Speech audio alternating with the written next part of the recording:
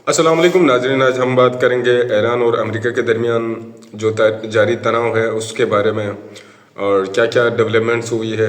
अब तीसरे राउंड के टॉक शुरू हो गए हैं स्विट्ज़रलैंड के शहर जनेवा के अंदर, तो उसके क्या आउटकम निकले हैं और इसमें क्या पेशरफ्त हुई है। उसके साथ साथ हम ये भी जानना चाहेंगे क्योंकि एक तरफ से जो है ना मिलिट्री इक्विपमेंट्स की डिप्लॉयमेंट भी तो हो रही है, साथ साथ में अमेरिका की तरफ से और ईरान की तरफ से नए नए मिसाइल्स टेस्ट हो रहे हैं।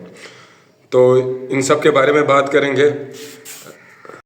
सबसे पहले आप सबसे रिक्वेस्ट है कि प्लीज़ हमारा यूट्यूब चैनल नया है तो इसको आपकी सपोर्ट की ज़रूरत है, तो काइंडली हमारे यूट्यूब चैनल को सब्सक्राइब कीजिएगा और लाइक कीजिएगा और बेल आइकन को प्रेस करना नहीं भूलिएगा। तो दोस्तों, कल जो टॉक हो गए थे अमेरिका और ईरान के दरमियान जेनेवा के अंदर, उसमें ओमान के वज़ीर ख़ारजा ने एज अ मीडिएटर का काम किया और ये टॉक्स भी जो है ना इनडायरेक्ट ही हुए हैं, फिर भी कोई डायरेक्ट टॉक की कोई मतलब आगे भी कोई चांस नज़र नहीं आ रही है। और ये वाले जो टॉक्स हैं ये भी ऑलमोस्ट यूँ समझ लें कि ये जो है ना बेनतीजा साबित हुए हैं। इसमें 5-6 घंटे की मीटिंग के बाद भी कोई जो है ना मुशतरका एलामिया ईरान और अमेरिका नहीं दे सके हैं। सो इससे ये इंडिकेट कर रहा है कि शायद अब दोनों जो पार्टीज़ हैं किसी एक भी मुद्दे पर जो है ना इत्तेफाक नहीं कर रही है।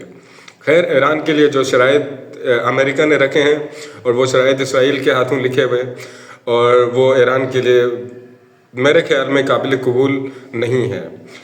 लेकिन फिर भी एनीवे शायद सदर डोनाल्ड ट्रम्प ईरान को जो है ना एक जस्ट दुनिया को दिखाने के लिए कि एक चांस देना चाह रहा है कि हम डिप्लोमेसी चाह रहे थे और ईरान ने हमारे शराइत को कबूल नहीं किया। हालांकि पूरी दुनिया विटनेस है कि ये जो लास्ट जो 12 डे वार थी उसके अंदर भी उन्होंने डिप्लोमेसी का झांसा दे दिया और अपनी तैयारियां मुकम्मल करने के बाद जो दोबारा जो मुज़ाकरात होने थे, मुज़ाकरात के चंद घंटे पहले ही इसराइल ने ईरान पर एक शदीद हमला किया और जिसके नतीजे में ईरान की जो टॉप मिलिट्री थी उसको ख़त्म किया गया और जो मिलिट्री इंफ्रास्ट्रक्चर था उसको भी बुरी तरीके से जो है ना बर्बाद किया था। लेकिन खैर ईरान ने उसका बहुत अच्छा रिस्पॉन्स दे दिया और फ्रॉम अनकंडीशनल सरेंडर से अनकंडीशनल सीज फायर करने पे अमेरिका और इसराइल को मजबूर किया। तो अब हम बात करेंगे है कि क्या क्या मिडिल ईस्ट के अंदर नए डेवलपमेंट्स हुई है। तो जैसे अब्राहम लिंकन जो वॉरशिप कैरियर ग्रुप था, अमेरिका ने पहले ही टेनेसी से जो है ना लाके पर्शियन गल्फ के अंदर डिप्लॉय किया था। अब उन्होंने एक नया तैयारा जो है ना तैयारा बर्दार जहाज़ जेरार्ड फोर्ड को भी उन्होंने मिडिल ईस्ट की तरफ रवाना किया है। होपफुली वो भी 2-3 दिन के अंदर जो है ना मिडिल ईस्ट के अंदर पहुंच जाएगा, पर्शियन गल्फ के अंदर पहुंच जाएगा। तो ये जो नई डेवलपमेंट्स है ये अमेरिका की तरफ से की गई है और उसके साथ साथ ईरान ने भी जो है ना अपने जो ड्रिल्स हैं वो स्ट्रेट ऑफ हार्मुज़ के अंदर उन्होंने शुरू किया हुआ है और वो लाइव फायर कर रहे हैं वहाँ पर और पूरे तरीके से जो है ना स्ट्रेट ऑफ हार्मुज़ को ईरानी कमांडोज और नेवी ने उसको घेर के रखा है, ऑलमोस्ट चौक किया हुआ है।